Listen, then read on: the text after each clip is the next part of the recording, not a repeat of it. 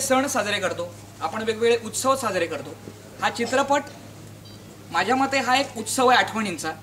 आणि माझ्या मते आजपासून 4 जानेवारी हा एक सण साजरा होईल बालक आणि पालक यांच्या मैत्रीचा. So it's a friendship.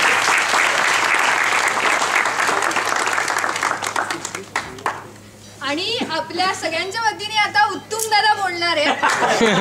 कारण तो खूप छान बोलतो खरंच. माझ्याकडे काय जास्त बोलायला आहे नाही. एवढा प्राऊड फील करतोय की आज काक्यांना मी बीपी दाखवली आहे. आणि हे पण माझी आजी पण आहे इकडे.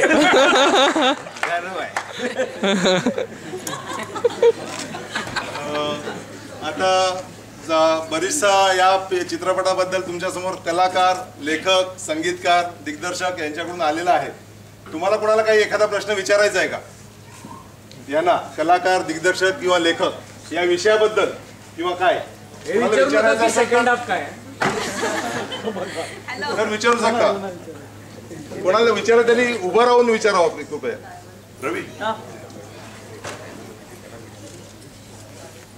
रवी सरांना मला एक प्रश्न विचारायचा आहे. रवी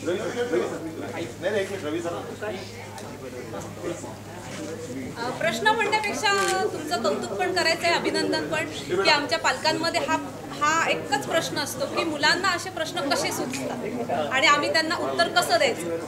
तर अर्धा पिक्चर बघितल्यानंतर ह्या आमच्या प्रश्नाचं अर्ध उत्तर मिळालेलं आहे.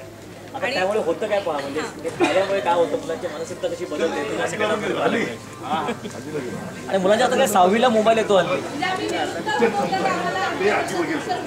डेफिनेटली 100%.